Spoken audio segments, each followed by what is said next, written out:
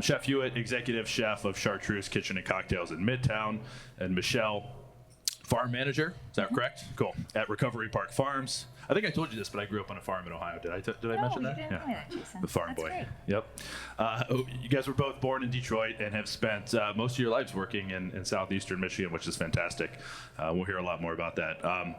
You guys both have incredibly interesting stories individually, which we'll definitely hear today. But I think what's really interesting is how you guys have kind of brought your careers and businesses together. So again, we'll talk about each individually and then kind of bring things together once we grab that snack in between. So Google Detroit, please welcome Chef Doug Hewitt and Michelle Lutz. Cool. Awesome. So, Chef, let's start with you. We've had a lot of interesting chefs join us in this office and throughout the Talks at Google program nationally. You saw a few that have been to our office just a minute ago. I don't know. I feel like a big hit is always just kind of hearing a little bit about your background and I guess how you got into this passion for food and what really kind of set you on your path. And maybe we'll start there. Yeah, you want the long version or the short version? Well, we've got about 50 minutes, so you can run with it however you'd like within that time frame. Yeah, so pretty much like you said, I grew up in Detroit. Not my whole life, but my dad was a city cop. So when he retired, we moved out to a little town called Howell, which at the time was literally like moving, like I felt like to Nebraska. You know what I mean? Like there was like one traffic light, nothing but corn and stuff like that. So it was crazy. So it was kind of like culture shock for me in the first part. First time seeing a snake, frog, and that kind of stuff. So it's just a different life than the city. But I loved it. So I got kind of involved in farms and playing golf. And like most chefs, I started washing dishes at a golf course to play for free with all my buddies. And then, it was kind of something that I took interest in. And I was big into sports, but I just sucked at them all. So there was no career for me in any of the sports I really wanted to play. So I kind of, being the competitive guy that I am, I kind of like found sort of a niche in this competitive environment of food. And then I decided to give school a shot. And then the passion started to grow and grow and grow. And that's pretty much the short side of things there. So what was your first kind of soiree into, you mentioned the country club or the golf course, working there, getting the free access to golf, which I think some people in the audience actually do that right now. They wash dishes for free golf. We're a big golf office here. What was your first kind of official move into, preparing food and working within the kitchen? How was that process kind of from kind of the back of the kitchen into starting to actually cook food and prepare food? Yeah, so, being the way it was set up, the dishwasher line was like sort of like behind me was the hot line. So a lot of swearing and flames and communication and just a lot of, controlled chaos, I think is the term that a lot of industry people use. But so it was just something I thought I had to be a part of. And luckily for me, I got an opportunity, at the club we were at, you went from dishwasher to prep cook, which means you just peeled carrots all day for weddings and stuff like that. I got to skip that point and start doing dinner service on the grill with some guys that, kind of brought me up and really showed me, what they knew at the time. And at the time, I thought I knew a lot. But then sort of culinary school, was sort of bored me in a way. I think the first time I was like, oh no. I took a job at the casino in Mount Pleasant.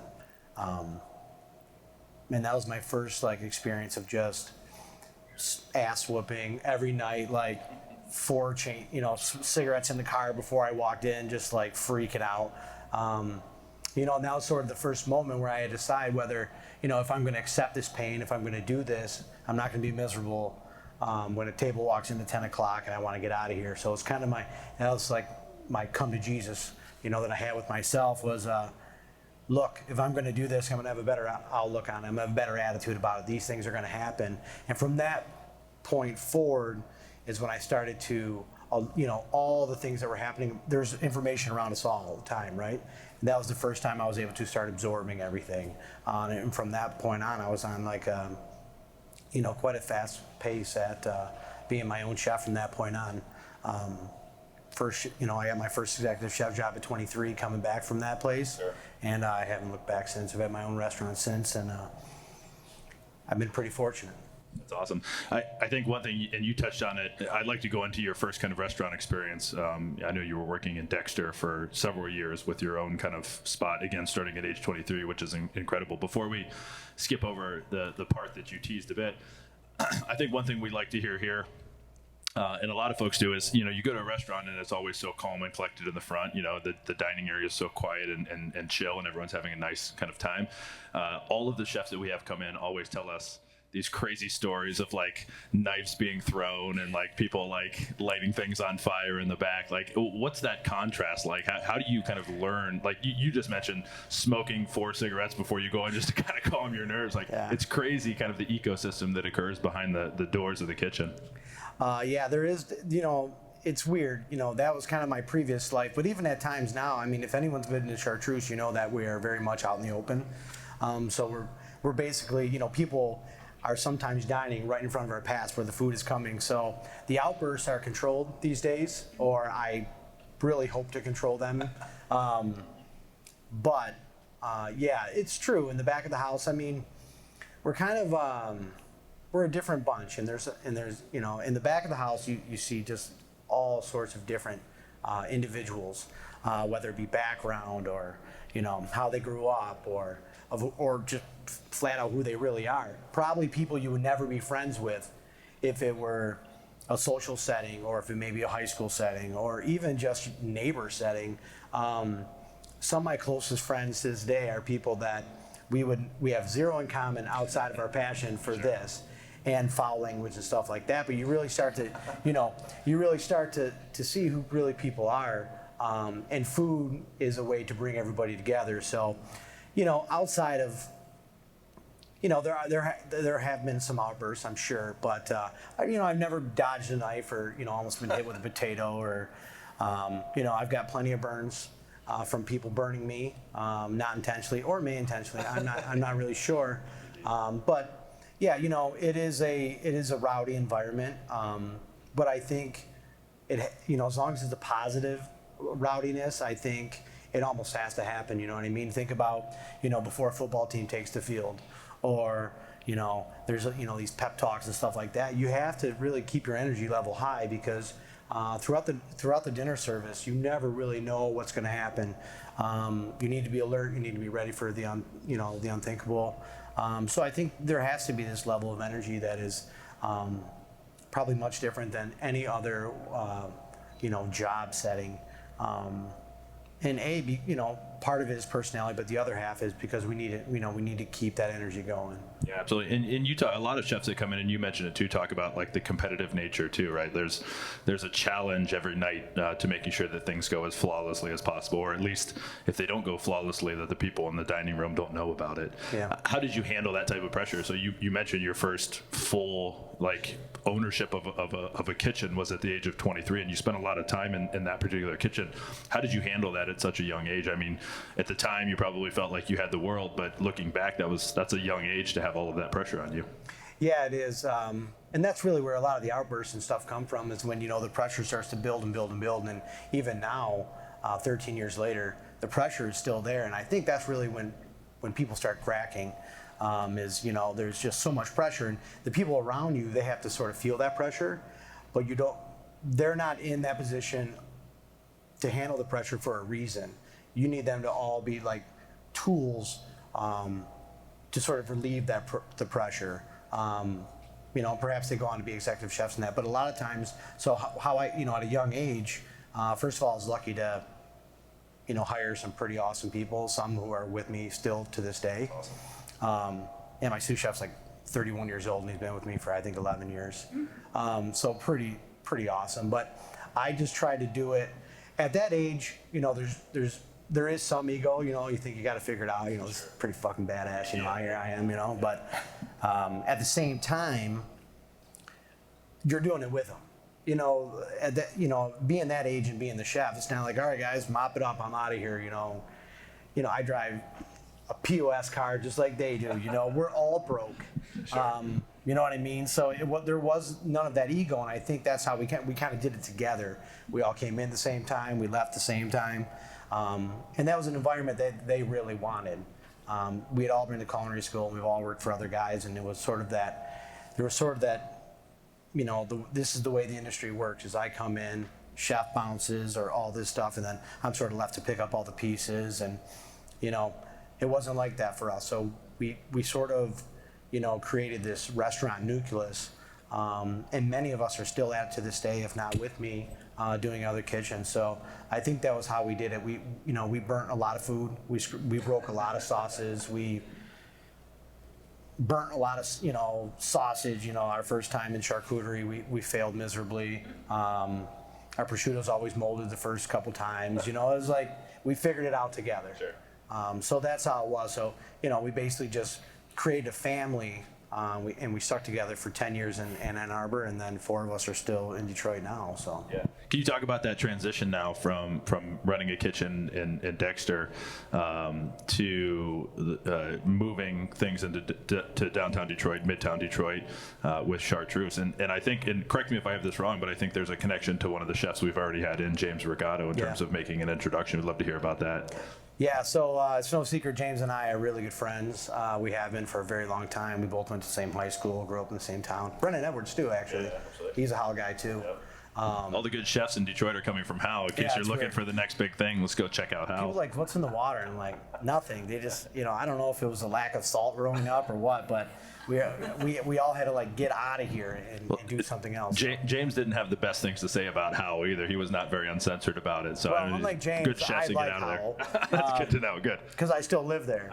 That's where my house is. So for now, I have to, you know, say things like that. But yeah, but you know, I think if any of you sat in the room with James, you already know there's a huge difference between James and I. But there is a common bond, and that's our friendship and food. So, you know, from Ann Arbor, you know, Dexter, excuse me, come to Detroit. So James was one of my best customers out there, and he kind of knew Doug food. Like, James is probably eating my food more than he's eating any other food. You know, and I'm thankful for that because of that, a lot of opportunity have happened. So he's the one that kind of put Sandy and I together. If you don't know, Sandy Levine and I are partners at Chartreuse. He owns the Oakland Ferndale, so it's sort of like a speakeasy cocktail bar kind of thing. And he put us in contact, and Sandy really wanted to get back in a restaurant. I really wanted to get back to Detroit. And within 2 weeks, we signed a lease. And 9 months from that point on, we opened a restaurant. And it's been pretty awesome. How did you guys go about the conceptualization of what Chartreuse has become? Was there a clear vision right up front when you sat down to speak with Sandy, or did it take some time to develop? Yeah, was it going to be like a chicken wing restaurant? Then all of a sudden, you know. No. It was very important to me that I was able to do what I'm good at. Obviously, we all want to be comfortable, and especially when we're doing such a pride and stepping out of our comfort zone, you really got to bring something you're familiar with. So it was really important to me that I kept that sort of, you know, I don't want to beat farm to table in the face. You know, it's becoming sort of a cliche in a way. But it was really important to me that I could have the relationship with the food. I could touch the food. We wanted a smaller joint because, you know, I don't really want to be a clipboard guy. So I really want to touch food every day. You know, I want to be a part of what we're doing. So because of that, and obviously being in Dexter, you know, I was really starting to get a pretty good base of Dexter farmers that I was using, and it was that was really addicting to me. And being in Detroit, there's you know, I'm able to get to so many more places on Dexter. So that was really cool for me. And then obviously Chartreuse being Sandy's favorite liqueur. But you'll hear the story about Chartreuse here in a little bit, but we thought that it kind of fit both of our angles.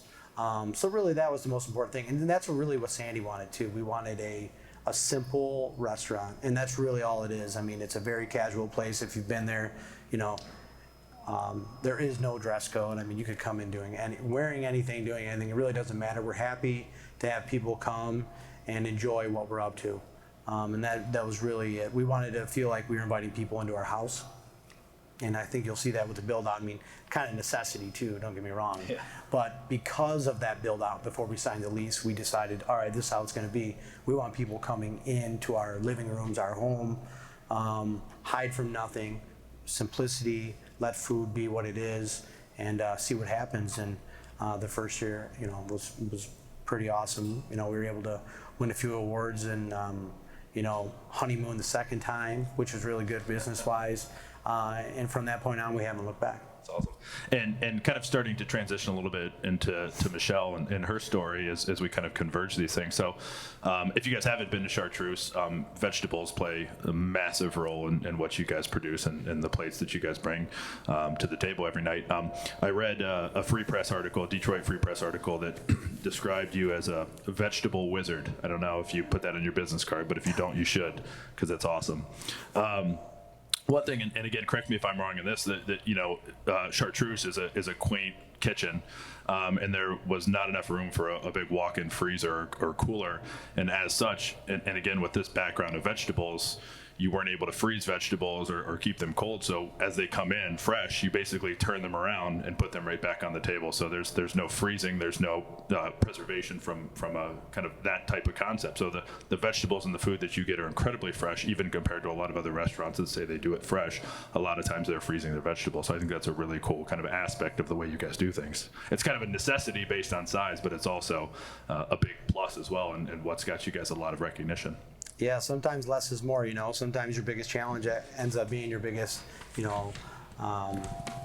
asset or your ally, or, it was very terrifying at Chartreuse, not, for one, having you can't get 3 guys on the line. That's unheard of. I mean, when you're feeding over 1,000 people a week, with 2 guys on the line, and then obviously the garde manger and stuff like that, it was very terrifying. I didn't really know how we were going to actually pull it off. We got kind of lucky,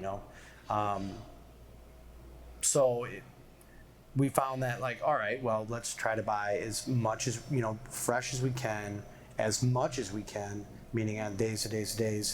And it just kind of worked out, and we do a lot of things raw, and, maybe it was good timing too. I don't know. It felt like, we were kind of composing vegetable plates that other people weren't doing, which you see at a lot of restaurants now. Not that we're cutting edge or we started a trend or anything. I just think that we kind of were the first ones there. Sure. So we got a lot of hype for vegetables, and we should have. There's a lot of great farmers like Michelle doing unbelievable work, and we just wanted to showcase them. Add a little salt to a tomato that was picked that morning. You don't need a chef to tell you that's good. You know what I mean? So, it's just really good food that we try to not ruin. And, because of it, we were really successful. But yeah, the size of the kitchen really ended up turning out to be sort of our secret weapon. It's really hard to overthink things if you can. Right. So that's kind of how it was. That's fantastic. Good segue over to Michelle now. We'd love to hear a little bit about kind of your position and RecoveryPark now, for those of you that don't know, was founded in 2010, so about 7 years ago, and the farm aspect was brought in a few years later. This was timing. Jeff, you mentioned timing. It's a key concept around Detroit. Timing is everything. 10 years ago, you didn't want to be in Detroit.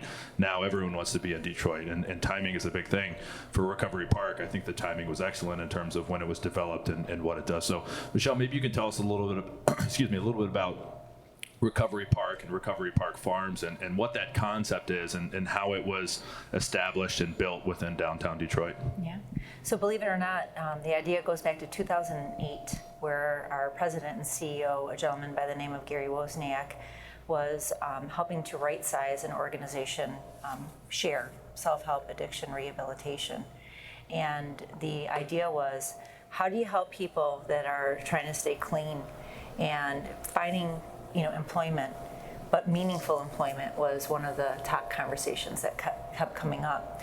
So I'll never forget the day that I got a call from him, and I had left Detroit in '94 and bought an 80-acre farm in Yale. Kind of Doug's and I's stories are so similar, it's kind of crazy. So I go up to this town in Yale and I buy an 80-acre farm. I have no idea what I'm doing. I'm not born in a farming background or have any idea what I'm about to do, but by 2008, I have had a little success and started to learn a few things. And he approached me and said, "What do you think about the idea of farming in Detroit?" And I said, "Well, I love the idea." He said, "What do you think about the idea about employing people who are trying to rehabilitate their lives?" And I said, "Well, it's a phenomenal idea because to me, agriculture is very therapeutic. There's so much that you can work out and leave in the soil if you're having a bad day. And it's something that you can see the direct impact. You see the results of what you work on. So I think for that it can be very challenging, but it can also be extremely rewarding." And at that time, it was just an idea. And he said, "Would you help?" And I said, "Absolutely, however I can help." So my help along the years was really kind of like they would throw out an idea, a business plan. "What do you think if we just did that?" I'd say, "Oh, that's a horrible idea. Don't do that." "Well, what should we do?" And I kind of just kept saying, look at what the market needs, try to address. And, my heart was still in the city. People would always say to us, "Why can't you just do this down in Detroit?"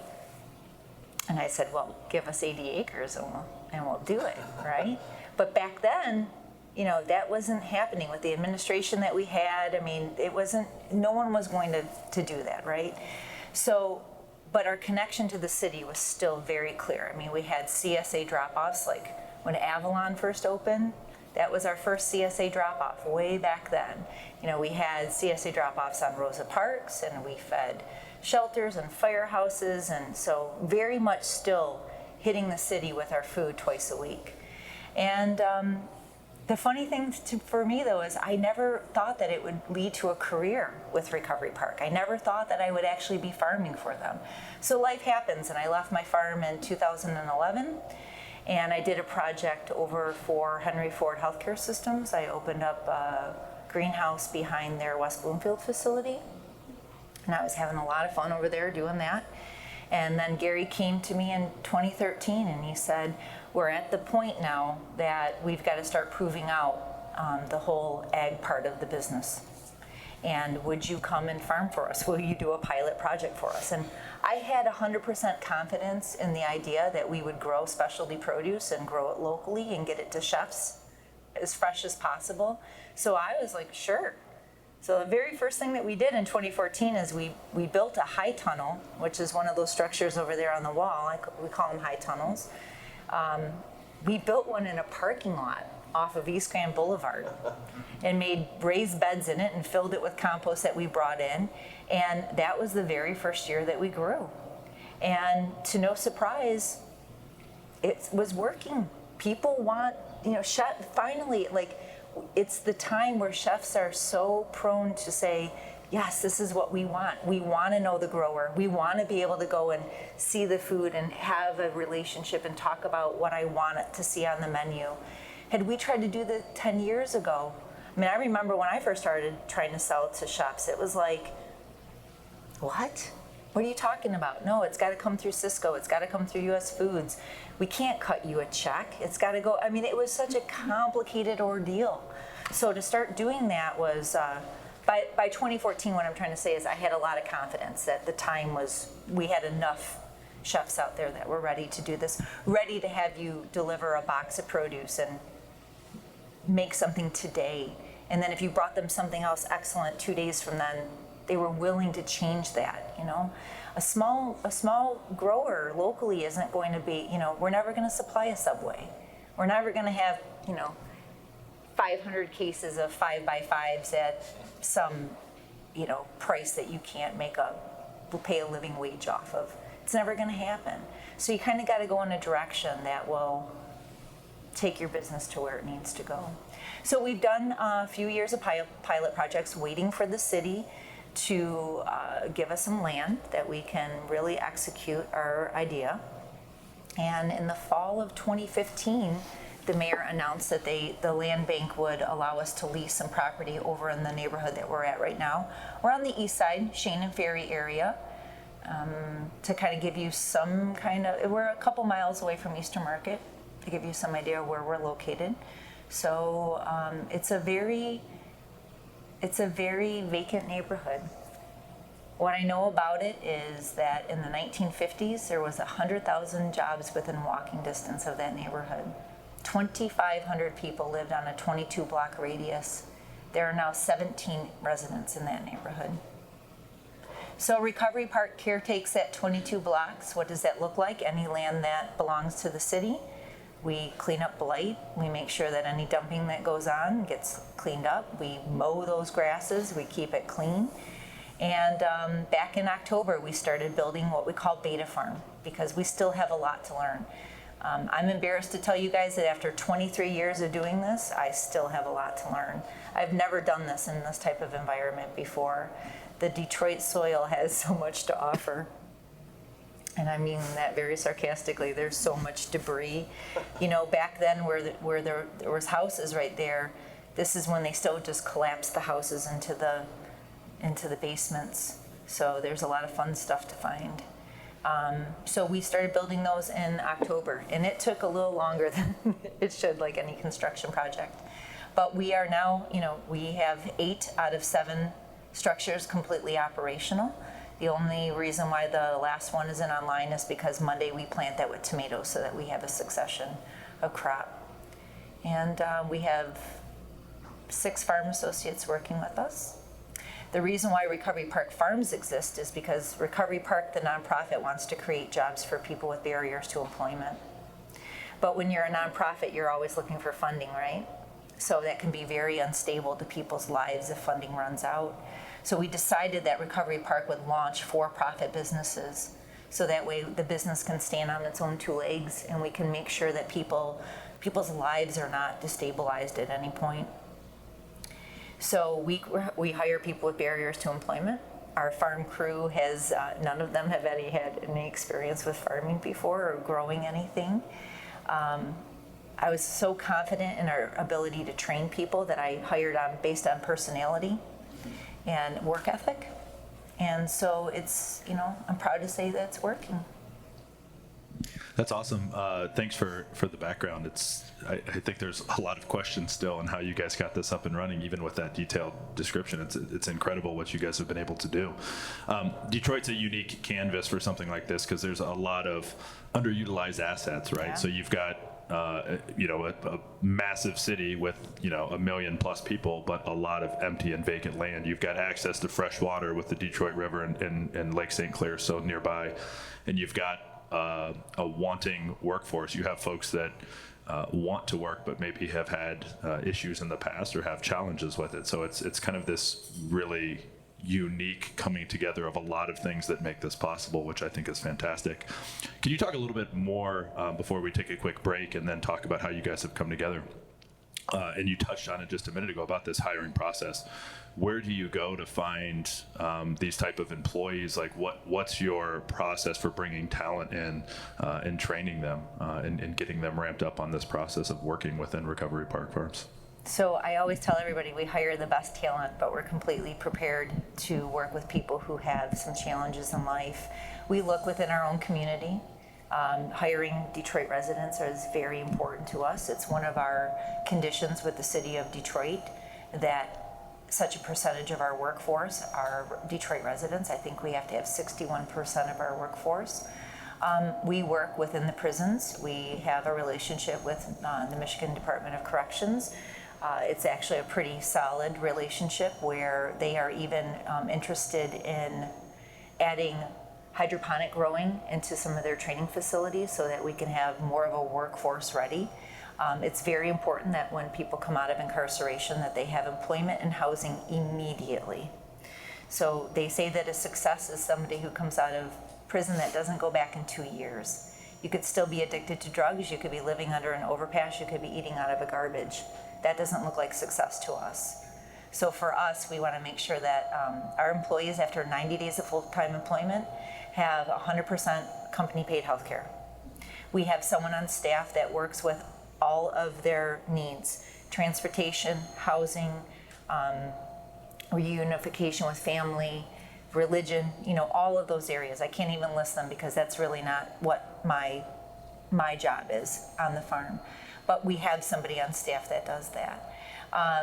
As far as finding people, we work with Michigan Rehabilitative Services. So we have, share that organization. We found found some of our farm team from those organizations. And last question before we take a quick break. What does the future look like? What's the, it seems like you're getting a lot of support from the city of Detroit. It seems like you're finding some really good success. So a lot of positive momentum. Like, what do you see as like the next steps, expansion, just continuing to perfect what you do? Where do you see, the vision of Recovery Parks Farm going? So the 5-year plan, when we get there, is for us to have 200 employees, that we would have 22 acres under glass. So if you take a look at that photo there that I have up, that's one city block, about 3 acres. So there are 8 of those structures up there. So we'll have 9 acres that look something like that, and we would have 22 acres under glass production. So if you can imagine a city block but be covered in a glass greenhouse, and that we would do hydroponic growing there. But what the coolest thing to me about that 5-year plan is it shows that Shane Street comes back with businesses. It shows opportunities for housing. It shows opportunity for massive community space. It also makes sure that the residents that live there, we're not doing something obnoxious like putting a greenhouse right next to them. We have really good relationships with the neighbors that there, and we've made sure that everyone understands we're here to help, I think, make the neighborhood more beautiful. And we want people to stay. We're not here to say, oh, we're here now and we're going to take over. Within that 22 block area, we have ample opportunity and space to do those things that we want to do. Would love to hear kind of the story of the convergence between the both of you, and you guys are obviously very close. Just watching you guys interact, and I know you guys work together on a daily basis. So can you talk a little bit about the process? And maybe, Doug, we can start from your perspective. You've got a restaurant, or you're in the process of putting together a restaurant in Detroit. You're looking for local sourcing. How does that process play into working with Michelle and her team? Yeah, I think we're still looking at the space, and the place was pretty much just a shell. I think Michelle reached out to me first on Facebook, and I was like, thank God, I've been meaning to get a hold of you to see if maybe we can partner up. She was using I know like a lot of my friends that were chefs in this area before me, I would see nonstop, Michelle's this, Michelle's this, a lot of beets and radish and stuff like that, and I was like, man, that food is just unbelievable. So it was definitely something I wanted to reach out when I came down here. It was really important to me that I brought some farms with me, and then I could reach out and start, getting some even more local or some farms that my friends were using. So Michelle reached out to me. We met, I don't know, maybe pretty soon after the contact was made, and then I said, well, like what do you need from me? She wants to know what we want to use and stuff, and we just basically said, like, I don't really care. I just want you to kind of bring me boxes, and then I could kind of just, it's kind of like a mystery basket, twice a week. You just open it up and you see what's in there, and just kind of let your imagination go a little bit, and it made me a better chef, by far. But really, it was that sort of excitement, and then then we were talking like, well, hey, how about we call the dish Recovery Park? And she was flattered by that too, and I was like, sweet, because that's really what I want to call it. So our opening menu had a Recovery Park dish on the menu, and outside of the small transition between properties, we've had a Recovery Park item on the menu since day one, and it's really cool, and it's farm specific. And not only farm specific, but a lot of people know, Michelle is sort of like, I don't know, in our world, she's the face of Recovery Park. You know what I mean? I know there's a lot of people that really make it work, but I felt like it was great to pay it forward to the farm, pay it forward to Gary and the idea, pay it forward to all the individuals that work on the farm, but really pay it forward to Michelle too, and sort of, like, there's a lot more than just cooks out there, a lot more than just chefs. I mean, it really is a community of diners and farmers, and brewers and distillers, and what a powerful nucleus we have when we all work together. And I think that we're really starting to see, that work start to show its profits. Michelle, talk about this from your perspective then. So it sounds like you've got a little bit of or at least early on, you had a little bit of a blank canvas in terms of what Chef was looking for in his restaurant. And how does that play kind of into what you do on a daily basis in terms of what you're deciding to grow and harvest and how you get it to Chartreuse and other restaurants that you guys work with? And also kind of a second question to that too. You guys were mentioning, the city block and the imagery that we're looking at now. Does all of that food go into local restaurants, or do you guys work with, Eastern Market or anything like that for surplus foods or anything like that? Or are you guys completely tapped out? So sorry, two distinct questions there, but we'd love to kind of get your perspective on both. So I've been very fortunate to have people come and always want to get produce from us. Doug was the first guy that I went after. And I felt like I straight up stalked him, not gonna lie. So you say that you tell the story, so it makes me don't look like a crazy person. But when we met, I just knew instantly that here's a guy that's just gonna allow me to have free reign. And that's so powerful. It's so reassuring. It's so calming. I can just do what I love and not have to worry about the rest. So just to be able to bring whatever it is that you are motivated to do or your feeling is at its prime and then deliver that's pretty confident, solid thing for a grower. Okay, not to have to worry about hitting a certain amount or having this week after week. You just keep that creativity going. And so that was really great for me. For Recovery Park, from a business perspective, getting a branded dish on a menu at such an important stage of our career, of our life, was imperative. I mean, to be able to talk to investors and funders and say that was huge for us. And so I hope I've thanked you for that. I'm going to try to say this without getting emotional here. But when I sat down for the soft opening, and I saw that on the menu, the Recovery Park dish,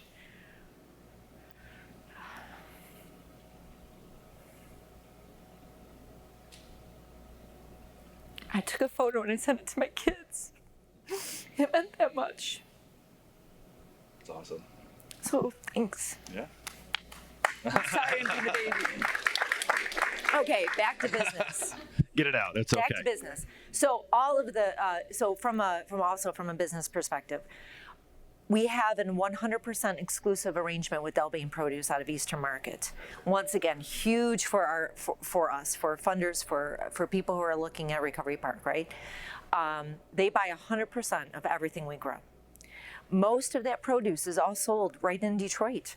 It doesn't have to go far, maybe within a 10-mile radius. So that's how fortunate we are. This whole thing is working. It's the fact that I've got really hardworking team, people not just on the farm, but on the nonprofit side. We've got great people like Doug and other people that want this to work.